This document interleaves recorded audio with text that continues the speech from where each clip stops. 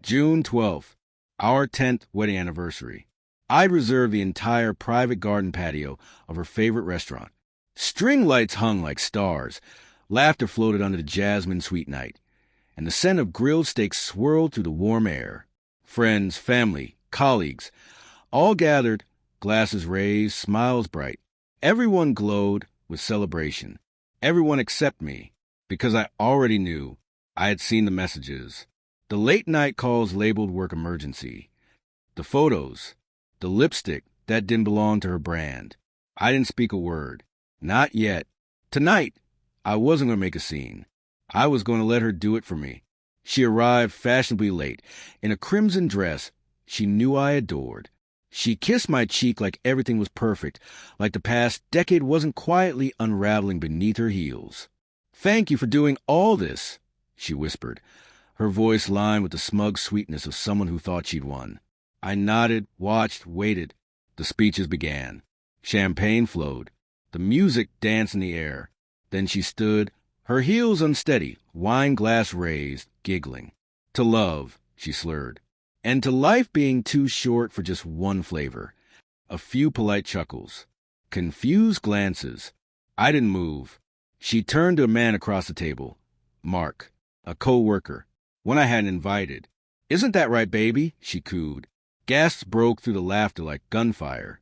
A fork clattered onto a plate. Mark's face drained of color, as if he hadn't expected this either. Then she walked, strutted, over, perched on his lap like a prize, and kissed him, right there, in front of everyone. Silence exploded through the garden. My mother put her hand to her mouth. Her boss quietly got up and left. A friend muttered, "Jesus Christ." I didn't blink. I just smiled. She looked at me, defiant, tipsy, triumphant. "Don't act shocked, Brian," she snapped. "You've been boring for years." I buttoned my coat slowly, looked her square in the eye, and said calmly, "You're right. I have been boring. But I'm about to become the most exciting part of your life." And I left. No screaming, no pleading, no explanations. Just silence, and the quiet storm of everything I was about to do. The very next morning, I sat across from my lawyer, dropping a flash drive onto the polished table. "We're filing for divorce," I said. "Everything you need is on there. I want it airtight. Ironclad prenup enforcement. Infidelity clause. No alimony. Full asset protection." He plugged in the drive and began reviewing. "Jesus, Brian," he muttered. "You're going scorched earth?" "No," I replied, sipping my coffee. "I'm going surgical." She had no idea I'd already left. That afternoon she called. I was drunk, okay? Mark didn't mean anything. "Let's just talk." I said nothing. The following morning, she opened the front door in her bathrobe, barefoot, half asleep. A process server handed her an envelope. "Jennifer Taylor, you've been served." She stared at it, blinking, then reading, and when the truth hit, when the realization landed, her knees buckled. I planned every detail of this moment. That evening, her parents received a private email from me. Attached, a video of the dinner scene. Her company's HR department got a formal notification about misconduct with a subordinate, Mark. Our mutual friend saw nothing from me, but her social media quickly turned into a carousel of cryptic breakdown posts and spirals. The woman who once lived for public attention had become a public disgrace. She tried to move our money that night, but I'd already locked every joint account. The prenup we signed a decade ago, something she dismissed back then as a formality, barred her from claiming a single cent if she cheated. Her favorite shopping cards were canceled. The luxury car she flaunted on social media, leased in my name, repossessed. The condo, mine. Locks changed. She had never bothered learning how much of our life was mine. Legally, structurally, she'd been too busy playing house while I'd been playing chess. 2 days later, she stormed into my office building, mascara streaked, clothes wrinkled. "Please, Brian," she sobbed in the lobby. "We can work this out. I was lonely. I didn't think you cared anymore. I didn't even look up from my laptop. You destroyed your own life for attention." I said evenly, "Now you have it. Enjoy the spotlight." Security gently but firmly let her out. She collapsed outside, screaming, crying, clawing at her reality. But I was done being her audience. Weeks passed. I didn't respond to her messages, didn't open her emails, but I saw the fallout. Mark ghosted her completely. He thought it was a fling, not a public meltdown. Their company launched an immediate investigation. Once the anonymous report and video landed, both were suspended. 2 weeks later, terminated. She moved in with her sister. That lasted 3 days. Too much drama. Too many tears. The friends who clapped at our anniversary dinner vanished. No one wanted to be seen near the woman who publicly self-destructed.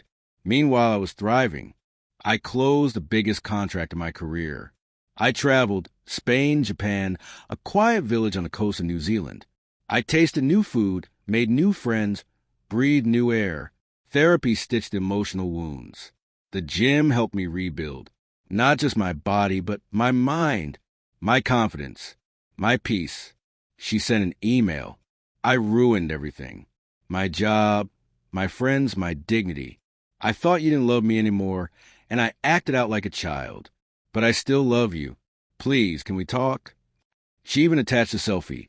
No makeup, swollen eyes. She looked like a ghost of herself. I replied, thanks for the reminder of what I escaped. Nothing more. Nothing less. But life hadn't finished with her yet. A few weeks later, a mutual friend called. You need to see this, he said. He sent a photo. It was her, wearing an apron, a name badge that read trainee.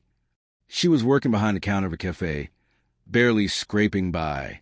The woman who once smirked in 1,000 filtered photos had become unrecognizable. She had fallen further than I ever could have pushed her. And still, I had one final truth to deliver. Our company hosted a black tie gala, a charity fundraiser, camera crews, global partners. Everyone who mattered was there. That night, I was honored for expanding our business across 3 continents. I gave a short speech. A few years ago, I almost lost myself. I said, but betrayal doesn't have to break you. It can forge you. Applause. Applause I had earned. As I stepped down from the podium, I saw her, standing at the edge of the ballroom, a catering badge pinned to her shirt, a tray of champagne flutes in trembling hands. Our eyes met across the room. She panicked, turned too fast, knocked the tray into a guest. Glass shattered, wine soaked satin. Gasps. Her manager appeared, scolding her, pulling her aside in front of everyone. The girl who once humiliated me in public was now being publicly humiliated in return. Except I hadn't lifted a finger. Life had done it for me. Later that night, I passed by the back exit of the venue. She sat on the curb, crying softly, cigarette shaking between her fingers. She stood up when she saw me. Brian, she whispered, please. I looked at her, calm and grounded. You know, I said, the worst part wasn't the cheating. It was you thinking I was the fool. Turns out you were the fool. You lost everything. I just lost the wrong person. I walked away. Her quiet sobs echoed behind me.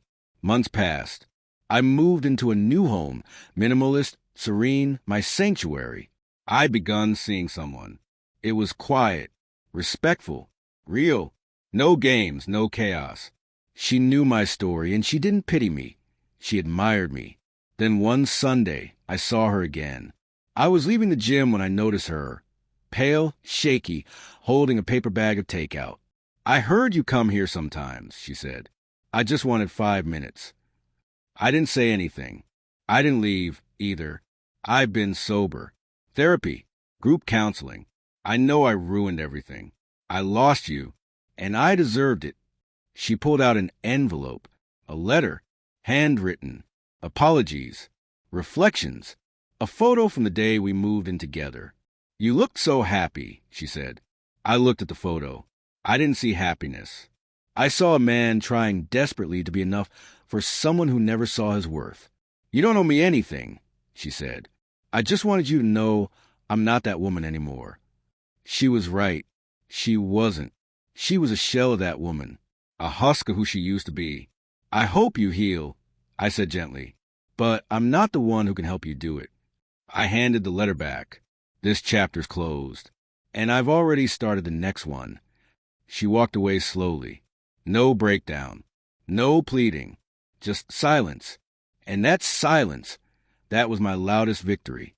Because she finally knew she would never again touch the man I had become. 1 year later, the anniversary came and went.